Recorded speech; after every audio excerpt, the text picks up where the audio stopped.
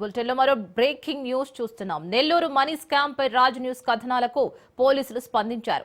Stock market trading ముసుగులో money scam కు పాల్పడుతున్న బండారాన్ని రాజ్ న్యూస్ బయటపెట్టడంతో పోలీసులు అలర్ట్ అయ్యారు. మనీ స్కామ్ సూత్రధారి సుభానిని అదుపులోకి తీసుకున్నారు. ప్రస్తుతానికి సుభానిని రహస్యంగా విచారిస్తున్నారు పోలీసులు.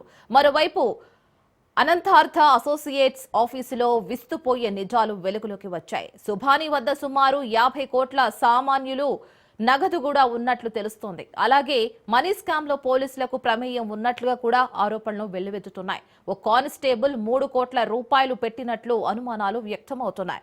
ఇక పలు ప్రాంతాల్లో సుభానికి విలువైన ఆస్తులు ఉన్నట్లు తెలుస్తోంది. మొత్తానికి రాజ్ న్యూస్ కథనాలతో మనీ స్కామ్ సూత్రధారి సుభాని ఉలిక్కిపడ్డాడు.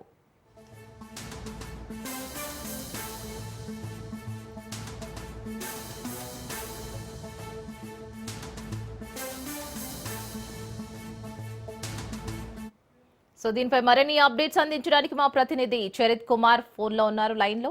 చరిత్.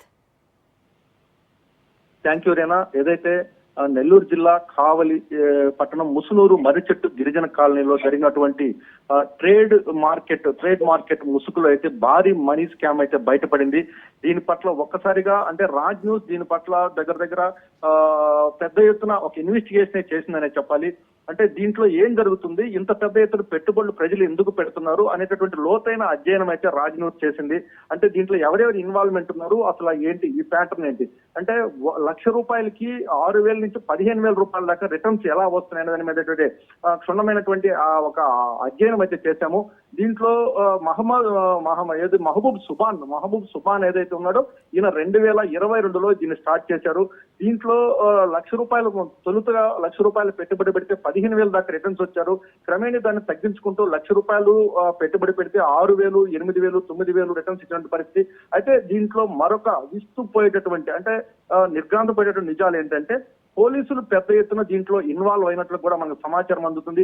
సుమారు 60 మంది దాకా పోలీస్ కానిస్టేబుల్ దీంట్లో ఉన్నారు. గతంలో దీంట్లో ఇక్కడ పోలీస్ ఆఫీసర్స్ గా విధులు నిర్వహించినటువంటి అనేక స్థాయిల్లో ఉన్నటువంటి అధికారులు దీంట్లో పెట్టుబడులు పెట్టి వాళ్ళ రిటర్న్స్ కూడా వెనక్కి తీసుకున్నారు. అయితే దీంట్లో కానిస్టేబుల్ అంటే మనకు వస్తున్న సమాచారం 60 మంది దాకా కానిస్టేబుల్ ఉన్నారు. కొంతమంది కానిస్టేబుల్ కీలకంగా వ్యవహరించడం కూడా తెలుస్తుంది. అలాగే మరొక కీలకమైనటువంటి అంశం ఏంటంటే ఇందులో 2 కానిస్టేబుల్ సంబంధించినటువంటి భార్యలు ఇందులో డైరెక్టర్లు కూడా ఉన్నారు.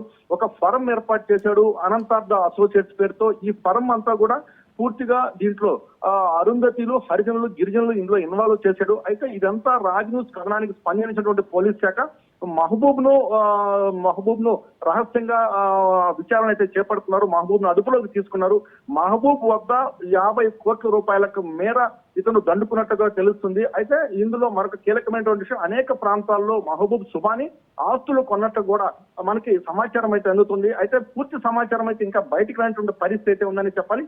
ఏది ఏమైనప్పటికీ మహబూబ్ సుబాన్ వెనక ఇంకెవరన్నా ఉన్నారా అనేటటువంటి కోణంలో అయితే పోలీసులు విచారణ అయితే చేపడుతున్న పరిస్థితి అయితే ఉందని చెప్పాలి.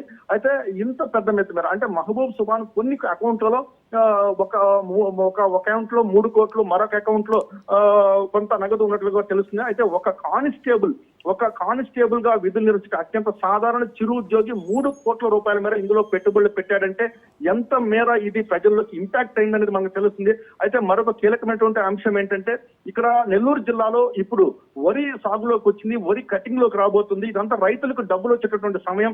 రాబోయేటటువంటి 3 నెలల్లో 2-3 నెలలు అయితే రైతుల దగ్గర పెద్ద ఎత్తున డబ్బులు ఉంటాయి.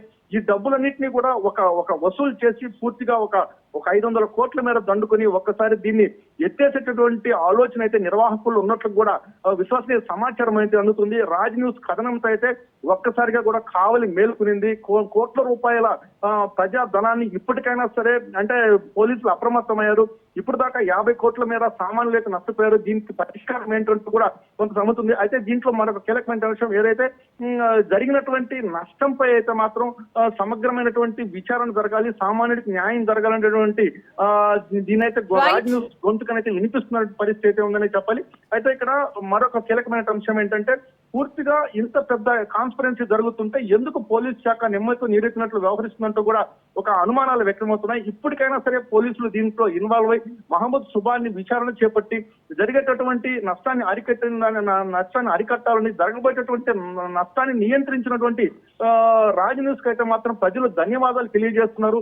అంటే మనకు వచ్చినటువంటి ఫోన్ కాల్ ద్వారా నిన్నటి రోజున ₹1,00,00,000 స్కీమ్ లో కూడా పెట్టుబడులు పెట్టేందుకు ఎవరైతే పెట్టుబడిదారులు దీంట్లోకి ఇన్వాల్వ్మెంట్ ఉన్నారో రాజ్ న్యూస్ కథనంతో అయితే చాలా మంది దీంట్లో నగదు పెట్టడం అయితే ఆపేటువంటి పరిస్థితి అయితే ఉందనే చెప్పాలి.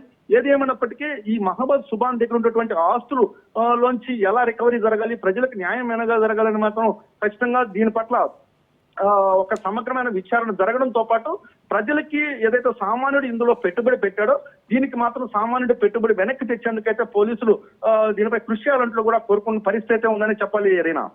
Right Charith, thank you.